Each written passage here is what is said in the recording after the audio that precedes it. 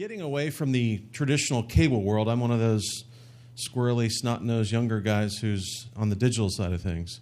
But as things are quickly evolving there. And today we're going to talk about how we monetize for those audiences. So yesterday I submit to you that we all gathered in one room around a big box that looked like this. It's scary to think that it wasn't that long ago.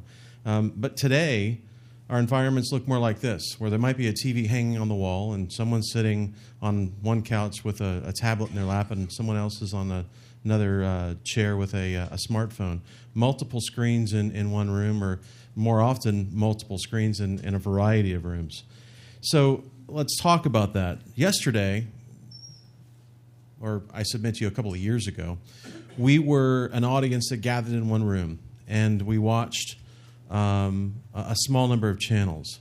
Today, we are everywhere, not just rooms in the home, but we could be walking down the sidewalk. We could be in the tube, on the train, probably not too far away from being on a plane and streaming that content to your device. Yesterday, we had a finite number of channels, a very small number of channels that we watched. We're a very addressable audience from an ad perspective. Today, we live in a universe where there's an exploding number of channels. And the streaming world has brought that number to an exponential type of number because the number of places we can watch and consume content continues to grow. Like I said, we were a very concentrated audience not just a few years ago.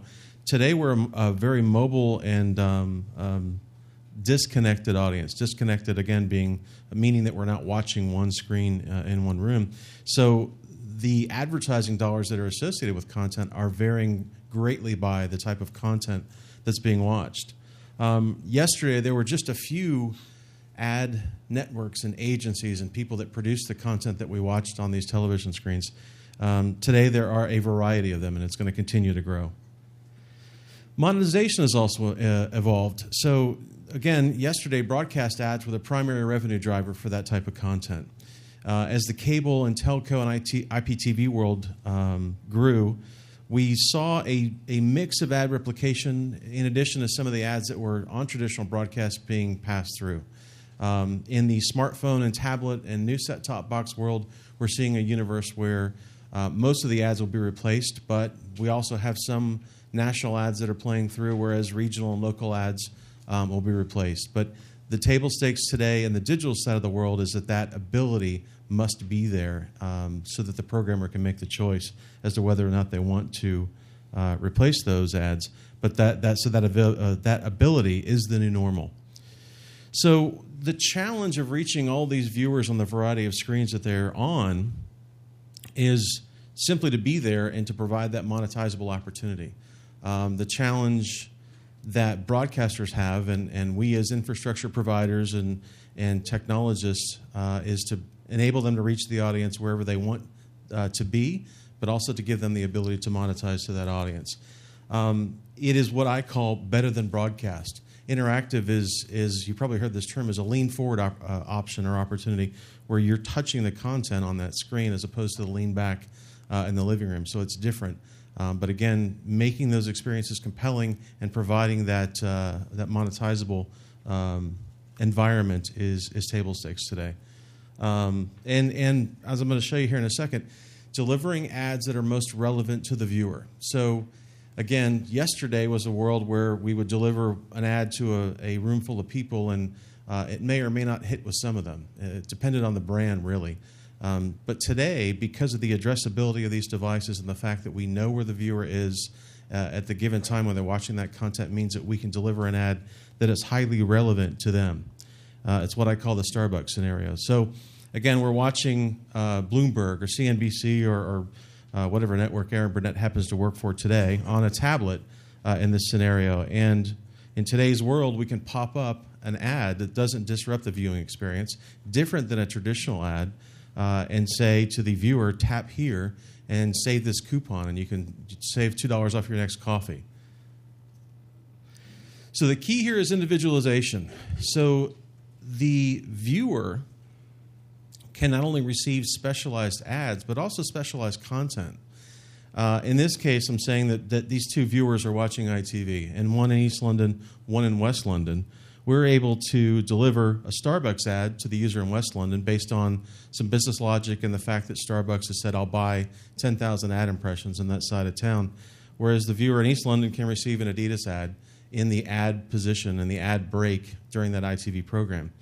Further, though, we can customize a viewing experience. So this is the East and West London isn't a really good example, but consider if someone's watching a football match and here in London, but they get on a plane and they end up in Germany. Well, the second match of the day on that particular channel that they're watching on their tablet may have business logic that says that soccer match, I'm in Europe, football, that football match cannot be consumed in Germany where it could have been in the UK. So in addition to the ad individualization, we can individualize programming as well. So how do these things work?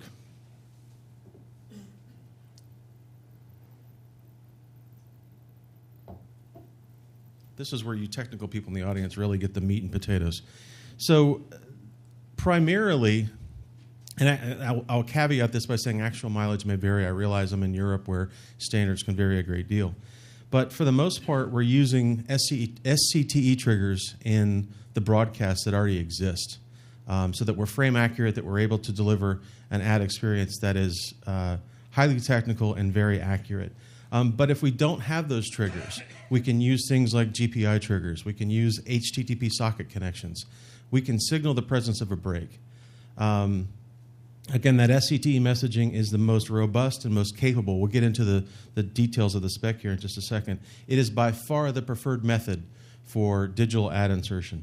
OTT outputs leverage the splicing of a stream component. So we are using Apple's HLS spec. Some people are familiar with this as the Panto spec. In that parlance, it's called a discontinuity tag. So when we see this marker, we are actually splicing the streams and putting a frame-accurate splice in place when we create an ad break. So in that SET 104 message, in the VANC data, again, per this SMPTE spec, we are using this terminology to technically interpret that marker and to splice the stream content with these three particular fields that you see down below. Fairly straightforward. We'll get into the gotchas here in a second, but there is much more to that specification than just this, but these are the three primary fields that we use and that are required. So here's an architecture diagram showing you, I have a laser pointer, the architecture in play. And here, again, in the broadcast or the head end, broadcast facility or head end, we're taking in the baseband or TS input and running it into a streaming appliance, interpreting those triggers, and also interfacing with broadcast automation, and splicing that content, delivering it to a CDN, communicating with an ad server via the VAST or the VMAP tags, and delivering that format out to any screen. Some of the gotchas. We've found that using these SCTE triggers and HLS with the discontinuity tag that are the probability for this being frame accurate and delivering a broadcast-like experience is extremely high. Introducing other streaming formats has traditionally increased the level of difficulty and also the failure rate because actual mileage may vary and there's so much variance from one format to the next. Standardization is a good thing. I think we're running down the path to where you're going to see more standardization on the digital and the over-the-top side as we have seen in the traditional broadcast and cable space.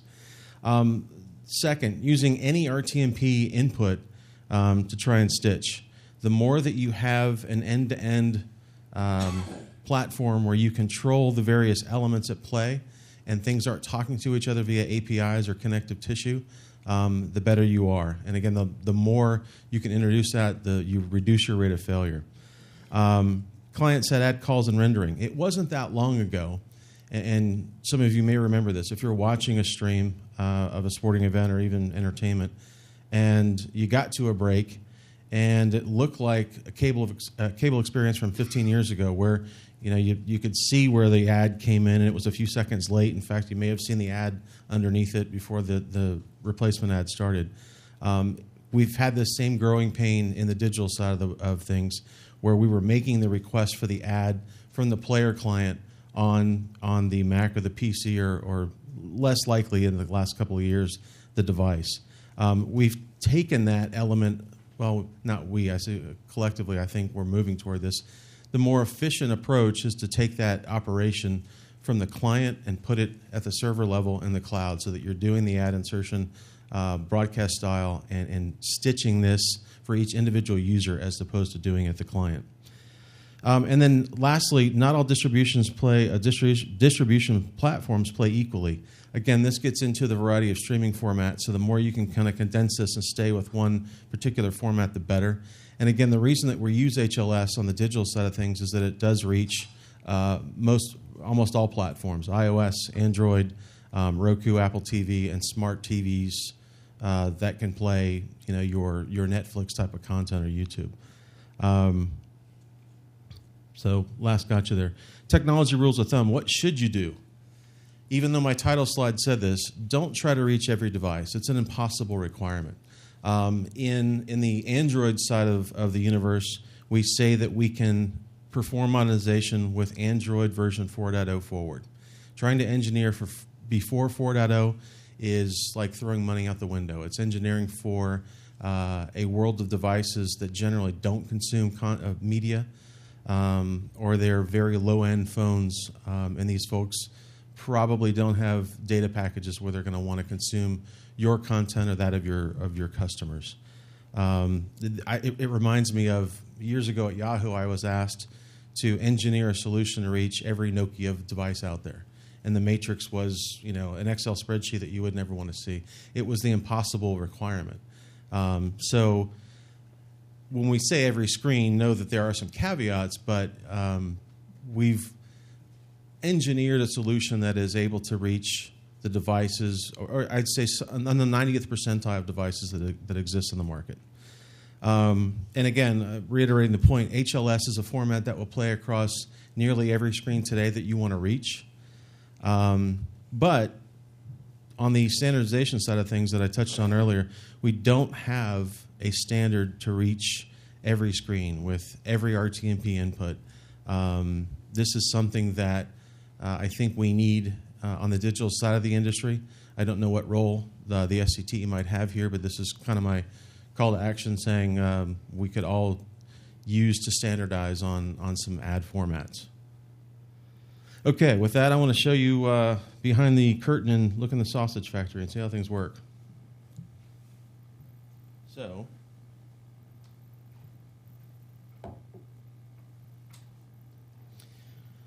So this is I'm going to show you a rudimentary example that obviously can be automated, but we have a live linear signal here, input on the left, output on the right. It looks and feels like a broadcast control room on purpose. You've got VU confidence meters on the left and the right. And what we're going to do here is signal the presence of an SCTE 35 or 104 trigger. So let's assume that we've just seen one over here on the input.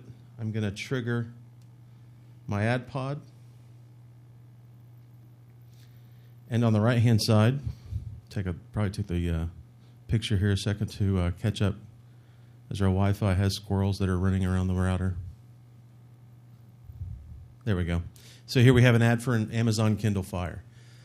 So we've just simulated what we've discussed in the slides. We've observed that marker in the Venk data. We've spliced the stream. We've called out to the OTT ad server and asked for the ads that are in that particular pod, and we're just told what positions those ads are in. So we just stitched in the Kindle ad. This is a trailer for Despicable Me, if the Wi-Fi will cooperate. And I believe that's the second. I think I only have 2 ads here. And then we'll return and splice back into the program. Okay, come on, hamsters. I promise it'll come back. There we are. So we're back to program there. So a rudimentary example of how that happens. And like I said, this is, in most cases, in most of the head ends and broadcast facilities that I've helped build solutions for, is automated, and we're communicating with broadcast automation to perform that. But in essence, we've just simulated it. So with that, I'll open up for questions.